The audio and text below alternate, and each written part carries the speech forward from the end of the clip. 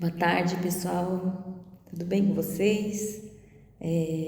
Estamos aqui para estudar. É tão bom a doutrina espírita, porque ela nos é rica de tanta coisa e estudar nesse momento é a melhor coisa que o espírita tem para fazer, né? Nesse momento de regeneração do planeta. Nós vamos falar hoje aqui do livro Lázaro Redivivo, do Irmão X, essa obra psicografada por Chico Xavier. É tão lindo, vocês preparem aí os lencinhos, porque é de chorar mesmo. O ano era 33. Vamos falar da nossa Mãe Santíssima. E muitos podem falar, mas como que o nosso irmão X, Humberto de Campos, poderia saber de tudo isso, não é? O que nós temos que saber nesse momento que todo espírita sabe? Que nós temos memórias espirituais daquele momento, né? E esse arquivo do mundo espiritual, transformado em psicografia, essa memória espiritual que Humberto de Campos foi atrás, é maravilhoso para nos trazer, para mostrar para nós aquele momento doloroso da nossa mãe. O capítulo é o 2, a escrava do Senhor.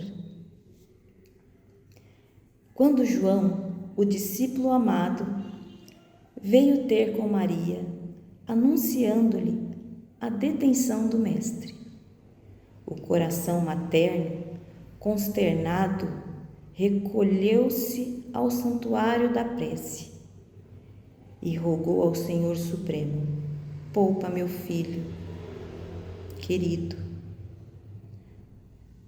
Então, Maria, naquele momento, quando João veio falar que Jesus tinha sido recolhido naquele momento, que não sabia que ele ia ficar preso. Então Maria já se recolheu em oração para pedir a Deus para que poupasse Jesus naquele momento, poupasse ela daquela dor de mãe, aquela dor que toda mãe sabe quando um filho sofre. Imagina a dor de Maria, sabendo do filho passando por tantas provações e maldade, sendo inocente.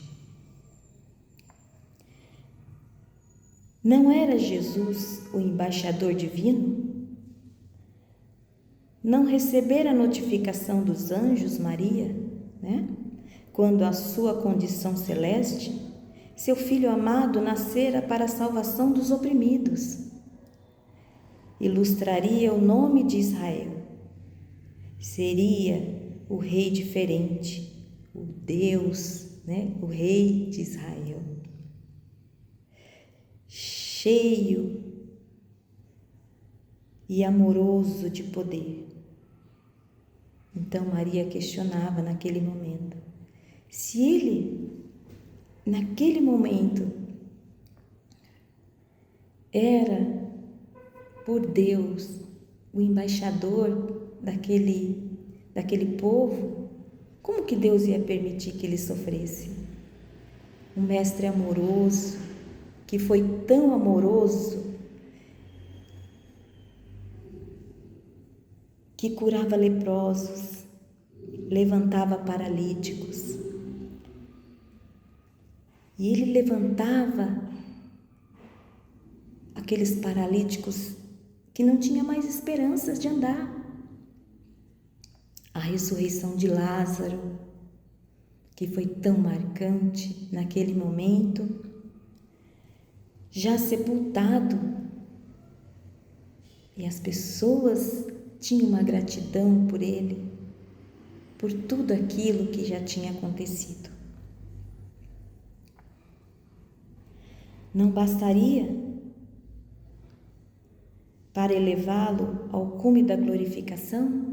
Maria se perguntava se tudo aquilo, curar leprosos, levantar paralíticos, fazer cegos voltar a enxergar.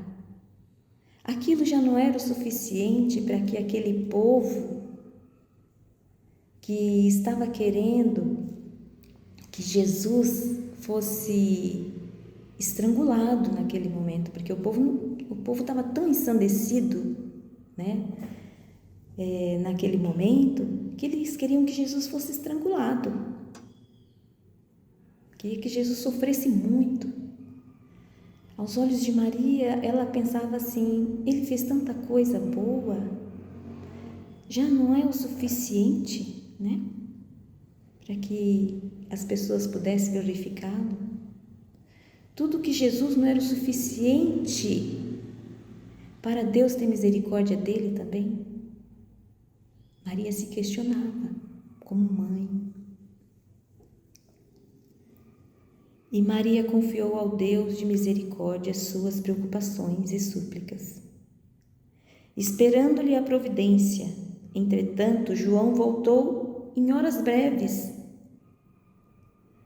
para dizer-lhe que o mestre fora encarcerado. Primeiro, naquela primeira hora, João veio dizer que Jesus tinha sido só detido. Mas depois João retornou a Maria para dizer que ele foi encarcerado. Para dizer que o povo queria que realmente Jesus fosse castigado naquele momento. A Mãe Santíssima regressou à oração em silêncio. Em pranto, implorou o favor do Pai Celestial. Confiaria nele. Maria confiava em Deus, porque sabia que o filho dela era o escolhido daquele momento. Era o governador desse planeta. E Maria lembrava da época que os anjos vinham lhe falar que ela tinha no seu ventre o Salvador, Jesus, que vinha para ser o Rei, o Mestre dos Mestres. Mas nos dias de hoje, a gente pode pensar nos dias de hoje, nas provas de hoje. Nós que somos mães, pais, a gente pedimos para Deus assim: Deus, cuida dos nossos filhos. Nos dias de hoje nós pedimos e esquecemos das provas da vida que cada um dos nossos filhos tem que passar. Se naquele momento Deus permitiu que aquele filho amado passasse por todas aquelas aprovações sem ter culpa de nada, um homem que só amou, curou, ensinou a perdoar 70 vezes 7 cada ofensa. Imagine agora nós pedindo para que Deus muitas vezes tirar as provas dos nossos filhos, de nós mesmos, dos nossos esposos, dos nossos familiares. Muitos podem dizer assim: eu sou espírita.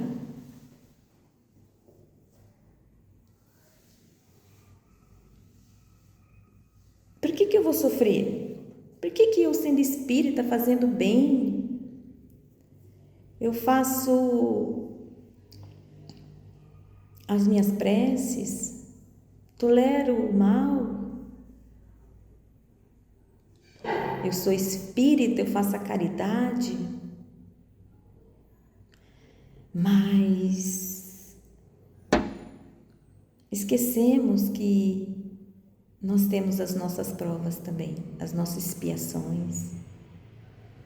Pedimos a Deus para que o mal não tome conta da gente, mas nós pedimos errado, porque nós temos que pedir para Deus nos orientar, para que a gente não faça o pior mal, que é o mal que nós fazemos para nós mesmos. Esse é o pior mal, não o que os outros fazem. Porque o mal que o outro faz para mim só faz mal para mim se eu não perdoá-lo. Porque ele também já está adquirindo as provas dele. Então, o que o outro faz para mim não vai me atingir em nada se eu perdoar ele. Mas o mal que eu faço para mim, esse sim, vai reverberar por muito tempo, não é? Vamos seguir com a leitura?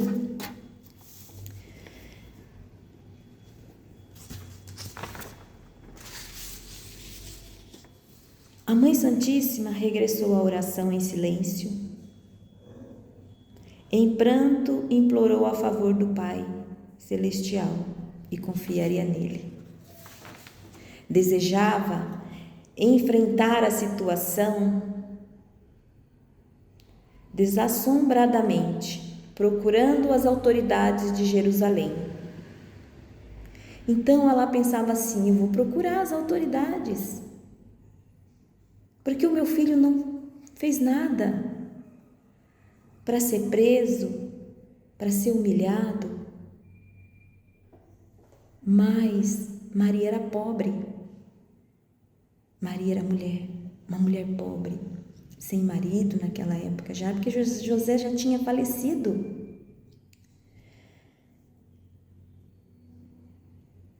Mas a humilde e pobre Maria, que conseguiria dos poderosos da terra, né? Com todas essas dificuldades, sendo pobre e humilde. E acaso não contava com a proteção do céu? Certamente o Deus de bondade infinita, que seu Filho revelava ao mundo, salvá-lo-ia da prisão? Restituí-lo-ia à liberdade? Maria questionava tudo isso. Deus vai ajudar o meu filho. Porque esses homens aqui, os poderosos da época, não vai fazer nada. Porque eu sou pobre, não tenho influência nenhuma. Jesus veio pobre. Jesus veio numa humildade tão grande para ser o rei desse planeta, para ser o governador de todo esse povo. Então Maria confiava em salvá-lo da prisão, que Deus ia restituí-lo para a liberdade. Maria manteve-se vigilante, afastando-se da casa modesta a que se recolhera. Ganhou a rua, intentou penetrar no cárcere, tentou ver Jesus e não conseguiu. Foi impedida. Todavia não conseguiu comover o coração dos guardas. Ela implorava: é meu filho, deixa eu vê-lo. Mas não deixaram Maria. Noite alta, revelava e velava súplice entre a angústia e a confiança.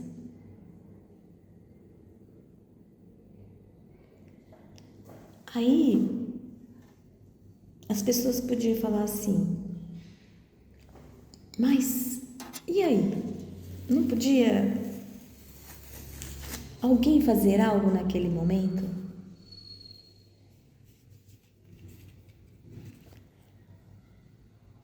O único que podia fazer alguma coisa naquele momento, muitos dos que podiam fazer alguma coisa, que a gente sabe no livro, há 2000 anos atrás também, tinha um governador, né, Públio Lentulus, mas ele também não quis. Os homens falavam assim daquela época: imagina, eu vou me comprometer com toda uma sociedade por causa de um único homem?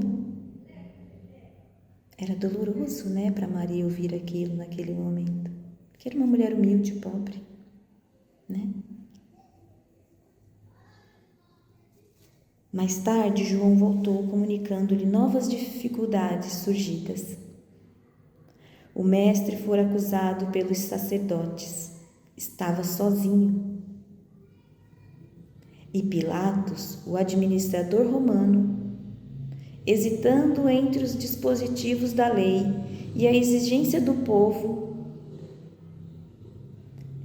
Pilatos, naquele momento, ele covardemente, não queria se envolver, porque a esposa dele já tinha pedido para ele, já tinha sonhado com Jesus e falado: aquele homem é honesto, como você vai mandar sacrificar um homem honesto? E aí a esposa dele pedia, mas ele não queria tomar parte também, porque aquela sociedade toda, ele ficou assim, ensandecido, porque o povo queria a morte naquele momento, O povo queria a morte, queria que as pessoas queriam que Pilatos, naquele dia de Páscoa, queria que ele tomasse providência e crucificasse Jesus. Pilatos, como representante de Roma, ele não teve coragem de libertar Jesus, Não teve. Mesmo sua esposa pedindo, mesmo ele sabendo que Jesus era inocente, que o povo naquele momento só estava ensandecido. Mas ele não queria saber. Ele pensava assim: não vou me abster do meu poder para interferir naquele momento. O povo batia no portão do palácio, queria que Pilatos a todo custo começasse a chibatear Jesus, começasse a humilhar Jesus. O povo.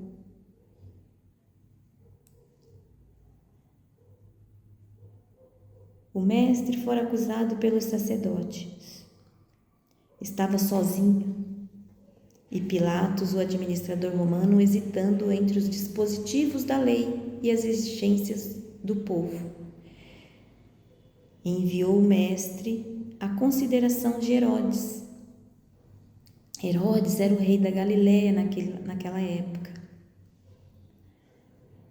E Herodes debochou de Jesus e se irritou porque que naquele momento Pilatos estava dando tanta ênfase para Jesus, porque já não tinha dado um fim nesse Nazareno. Era assim que Herodes pensava. Mas Herodes falou assim: primeiro vamos humilhar Jesus. Eu quero que Pilatos decida o que vai fazer com ele. Mas antes eu quero humilhá-lo. Eu quero humilhar o Nazareno. E Herodes pediu para que fosse colocado uma coroa de espinho na fronte de Jesus. Aí a gente fica pensando, um machucadinho de nada já dói tanto. Imagina Jesus calado, depois de ter sido esbofeteado, porque ali Herodes quis que ele fosse esbofeteado, que fosse colocado uma coroa de espinho em sua fronte. Lhe deu e ficava debochando dele o tempo todo. Você não é o rei dos reis? Você não é o rei? E acabou nomeando ele o rei, dando para ele um manto um cedro de cana podre e impediu para que os seus soldados surrassem Jesus, que despisse Jesus, que tirasse a roupa de Jesus e desse somente um manto e uma cana podre e uma coroa de espinho, porque nomeou ele rei naquele momento, o rei dos pobres que até aquele momento queria que ele fosse morto.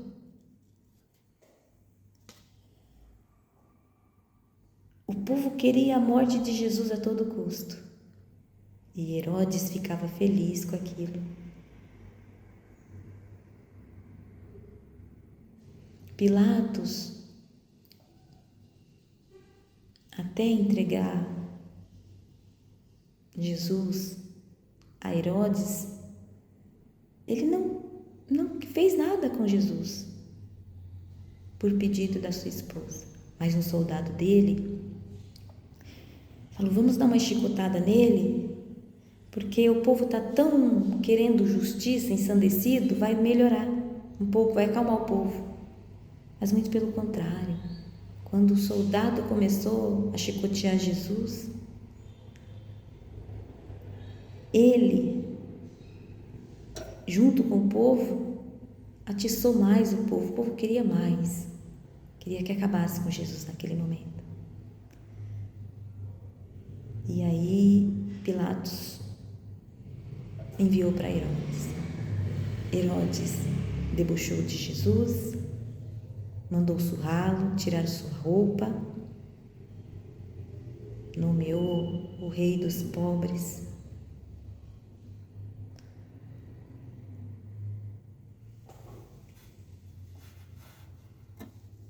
É uma história onde a gente quer chorar, onde a gente se sente tão pequenininho nesse momento.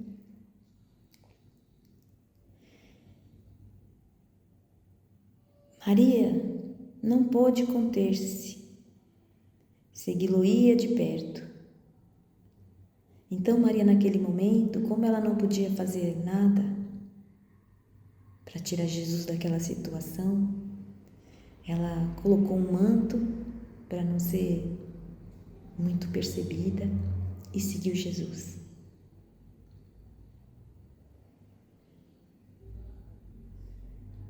Abrigou-se num manto discreto e tornou-se à via pública, multiplicando as rogativas ao céu, pedindo a Deus pelo seu filho, em sua maternal aflição. Naturalmente, Deus modificaria os acontecimentos, tocando a alma de Antipas. Não duvidaria um instante que fizera seu filho para receber afrontas. Não reverenciaria a lei, não espalhava sublimes consolações, amparada pela convertida de Magdala. Sim, Maria estava acompanhada de Maria de Magdala, aquela mulher que seguiu Jesus desde o começo. Maria de Magdala e Maria, mãe de Jesus, seguiram Jesus desde o começo desse martírio. Alcançou as vizinhanças do palácio tetrarca. Ó infinita amargura! Jesus fora vestido com uma túnica de ironia e ostentava nas mãos uma cana suja, à maneira de cetro. E, como se isso não bastasse, fora também coroado de espinhos. Ela quis aproximar-se, a fim de libertar-lhe a fronte sangrenta, arrebatá-lo da situação dolorosa. Mas o filho sereno, imagina a dor da mãe, né, vendo o filho nessa situação, sendo esbofeteado, sendo coroado com uma coroa de espinho. Mas o filho sereno e resignado endereçou-lhe o olhar mais significativo de toda a sua existência.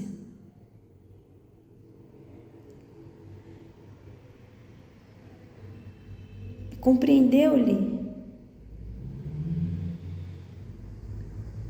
que ele a induzia à oração. Jesus, mesmo em olhar, pedia para que a sua mãe orasse. E em silêncio lhe pedia confiança também em Deus.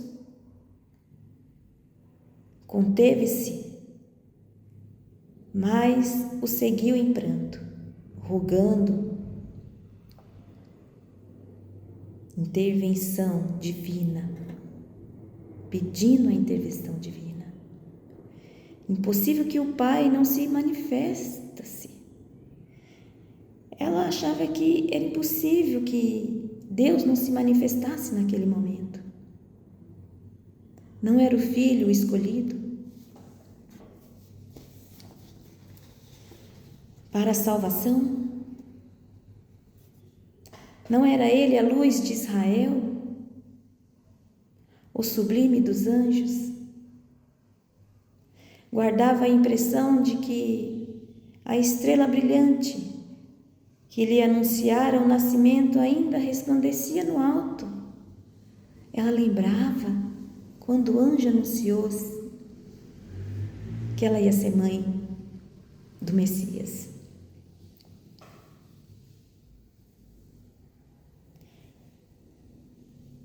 A multidão estacou de súbito. Interrompera-se a marcha para que o governador romano se pronunciasse em definitivo.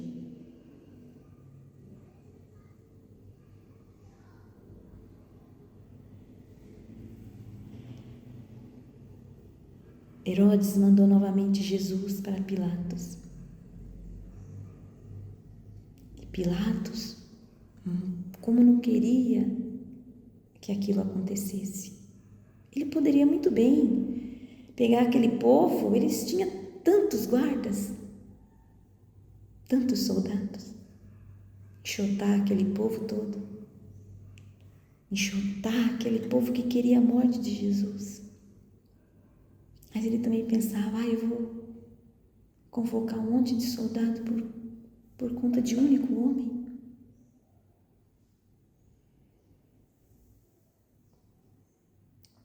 Maria confiava.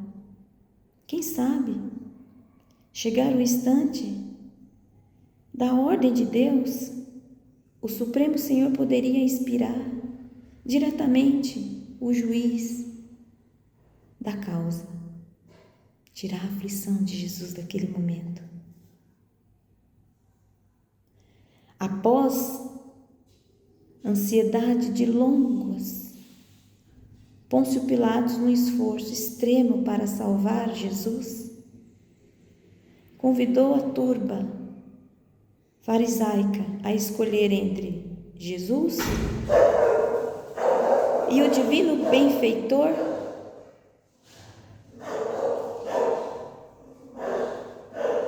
Então, naquele momento de Páscoa, Pilatos pensou: o povo sempre escolhe quem quer que seja solto naquele momento, que tinha o benefício da liberdade. Então ele falou: vou deixar que o povo escolha Jesus ou Barrabás, o bandido. E ele confiava que o povo, por conta que Jesus fez tanta coisa boa para o povo, eles iam escolher o divino benfeitor e não Barrabás, o bandido.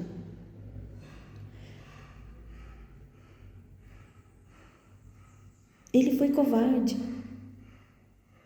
Pela sua covardia, Pilatos também, por não ter tomado uma atitude drástica, ele também foi despedido do seu cargo.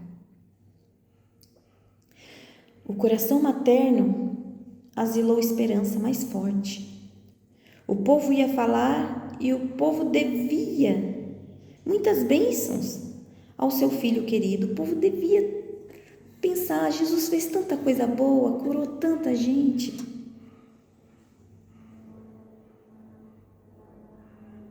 Como equiparar o mensageiro de Deus ao malfeitor cruel que todos conheciam, que era o Barrabás? Então Maria teve um fio de esperança. Falou: todos vão escolher libertar Jesus, meu filho. A multidão, porém, manifestou-se, pedindo a liberdade de Barrabás, o bandido, e a crucificação para Jesus, o governador daquele povo.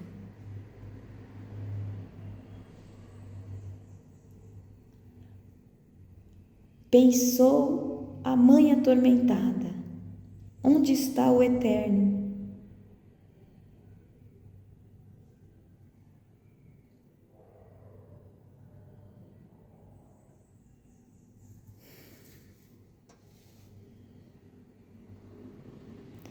Muitas vezes nós ficamos condoídos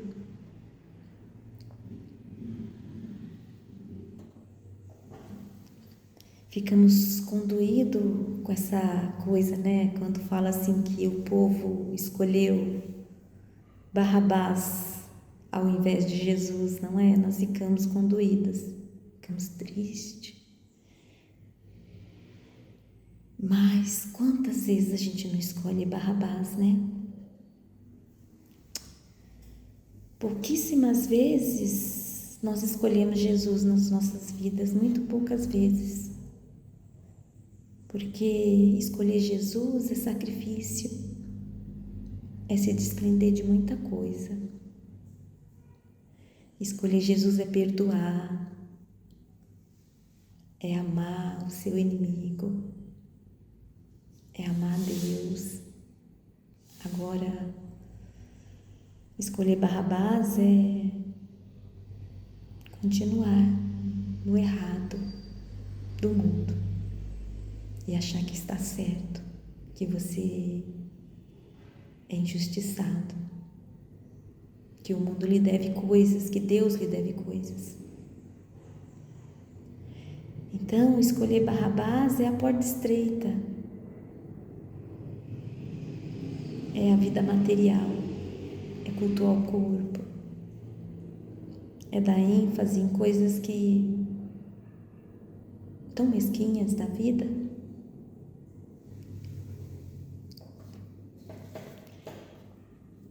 Escolhemos só os nossos instintos para nos satisfazer. Pensou a mãe atormentada: onde está o Eterno, que não me ouve as orações? Onde permanecem os anjos que me falavam em luminosas promessas?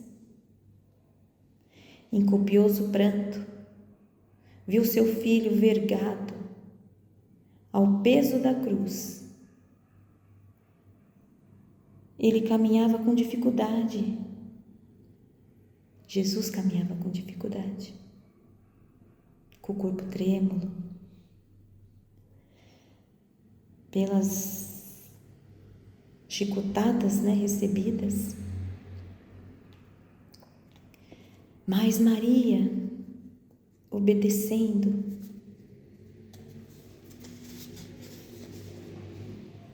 ao instinto natural, Maria avançou para oferecer auxílio. E os soldados contiveram ela, não deixaram.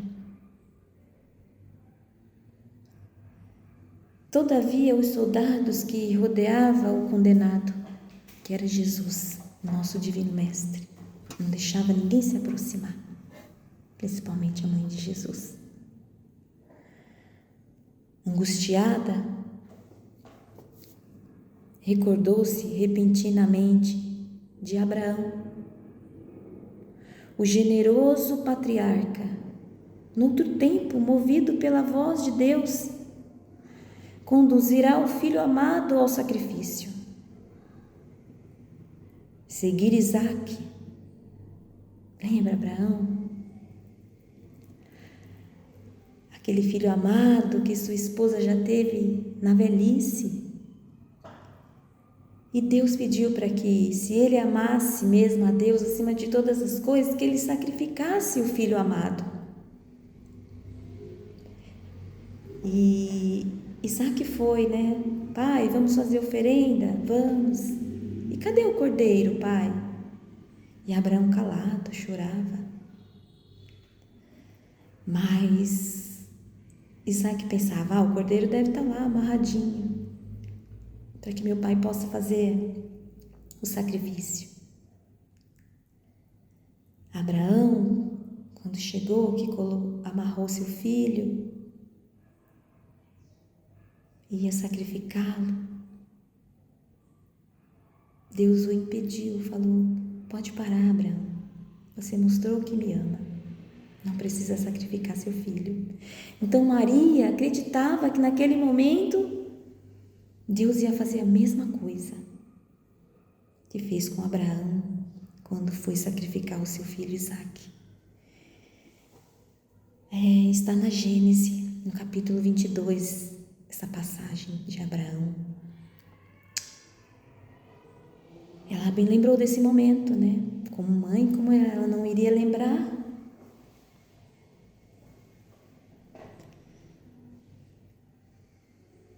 Mas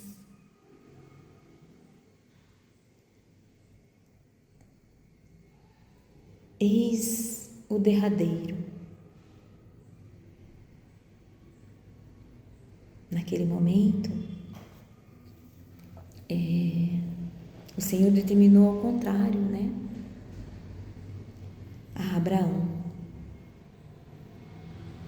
que ele regressou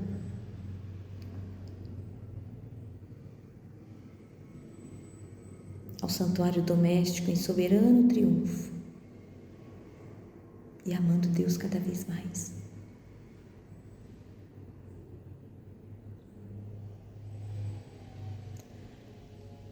Certamente o Deus compassivo escutava-lhe Maria as súplicas, reservava-lhe júbilo igual ao de Abraão. Maria pensava. Jesus desceria do Calvário, vitorioso, para o seu amor de mãe, continuando no apostolado da redenção, no entanto, dolorosamente. Era o que ela queria, né? Desejava. Pensava, Senhor, o que aconteceu com Abraão vai acontecer comigo. Porque Maria não acreditava que Jesus ia ser crucificado, como também todos os seus apóstolos, né? Naquele momento dá para ver que seus apóstolos se disfarçaram também para não ser visto, para não ser crucificado naquele momento.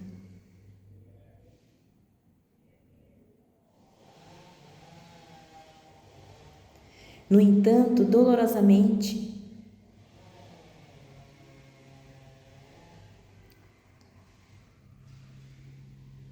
é tão dolorosamente até de ler.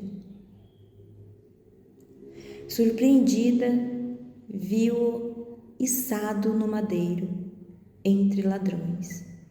Jesus foi crucificado.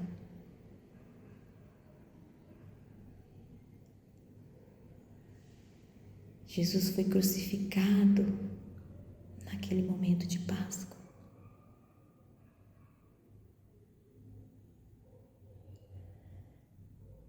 A terrível angústia daquela hora, porque não a ouvira o poderoso Pai? Que fizera para não lhe merecer a bênção?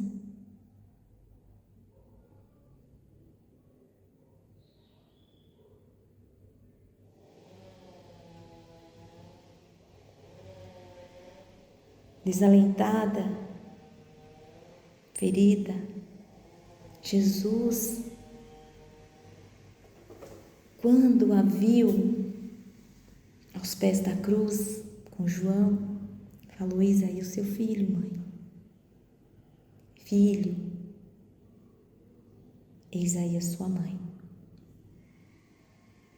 A presença de João foi tão marcante naquele momento, na vida de Jesus e de Maria.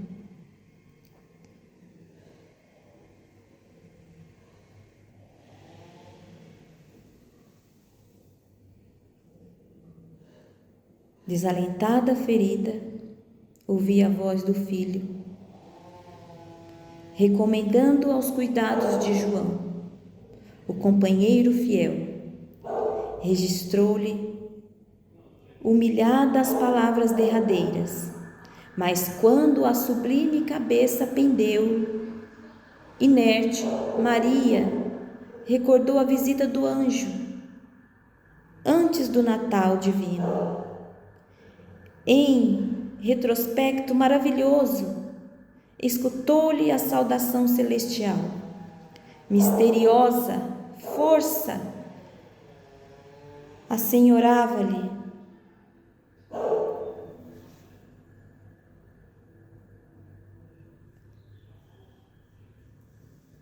Do Espírito que falava que Jesus era um espírito de alta hierarquia, que era obediente a Deus, ao seu Pai. Sim, Jesus era seu filho, mas antes de tudo, era filho de Deus, do mensageiro de Deus, era o mensageiro de Deus. Ela possuía desejos humanos de querer ter o filho com ela, mas o Supremo Senhor guardava eternos e insondáveis desígnios. O carinho materno poderia sofrer, contudo a vontade celeste regozijava-se. Poderia haver lágrimas em seus olhos naquele momento. Maria poderia estar em pranto, como esteve, com tristeza no coração, mas brilhariam festas de vitória no reino de Deus, porque o filho cumpriu tudo que o pai pediu. Suplicara aparentemente em vão, portanto, certo Todo-Poderoso atendera-lhe os rogos, não segundo seus anseios de mãe, e sim de acordo com os seus planos divinos. Jesus, ele tinha uma missão. Ele falava: quem vem a mim chegará ao Pai. Então ele tinha uma missão maravilhosa. E ele conseguiu. Mas não deixou sua mãe desamparada. Deixou João aos seus cuidados. E João permaneceu com Maria até os últimos dias de Maria. E Maria, naquele momento, se recolheu em prece, vendo que seu filho tinha partido. Tinha tristeza, tinha saudade, tinha. E foi então que Maria compreendeu a perfeição, a misericórdia e a justiça da vontade de Deus. Maria compreendeu naquele momento que a vontade de Deus sempre prevalece, não é a nossa. Por isso que não adianta nós querermos coisas que não estão no plano de Deus. Que nós possamos sempre refletir sobre isso, que a vontade de Deus prevaleça sobre nós, mesmo que doa na nossa carne. Foi então que Maria, compreendendo à perfeição a misericórdia e justiça da vontade do Pai, ajoelhou-se aos pés da cruz e, contemplando o filho morto, repetiu as inesquecíveis afirmações: Senhor, eis aqui a tua serva, cumpra-se em mim segundo a tua palavra, a tua vontade. Essa é a lição de hoje. Que a gente possa falar assim todos os dias quando acordar e dormir, e for dormir. Senhor,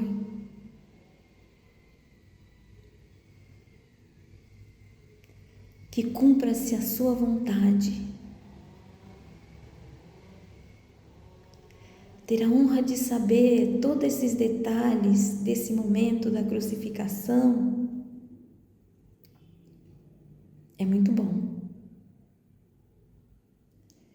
Quando eu falo que a doutrina espírita é a doutrina do amor, a doutrina do Cristo, o Espiritismo fala de paz, de tranquilidade, nos ensina a ser um ser melhor, nos ensina a falar assim, dessa forma: Senhor, eis aqui o seu filho, a sua serva, cumpra-se em mim segundo as tuas ordens, a tua palavra. Que mesmo que não seja o que vai me deixar feliz, o que vai me deixar rico, o que vai me deixar ter prazer, mas é a vontade de Deus, porque nós estamos aqui pela misericórdia dele, para aprender, para honrar esse momento. Somos seres espirituais, passando por um estágio nessa matéria, para aprender, para amar a Deus, amar Jesus. E nesse momento, o Lar Maria de Nazaré vem falar da nossa mãe de Nazaré, nesses últimos momentos do Calvário de seu Filho. Que Jesus, nesse momento, se faça presente nas nossas vidas, que permaneça sempre a vontade de Deus acima de todas as nossas vontades, que possamos pedir a Deus que nos auxilie, que nos encoraje, que a nossa fé venha prevalecer diante de tudo e de todos, que não venhamos nos decepcionar com Deus jamais, mas sim agradecer por tudo que somos até hoje. Muito obrigada, que Deus abençoe a todos. O Lar Maria de Nazaré tem muito a agradecer a todos vocês também. Que a nossa Mãe Santíssima esteja presente na vida de todos, que assim seja, graças a Deus.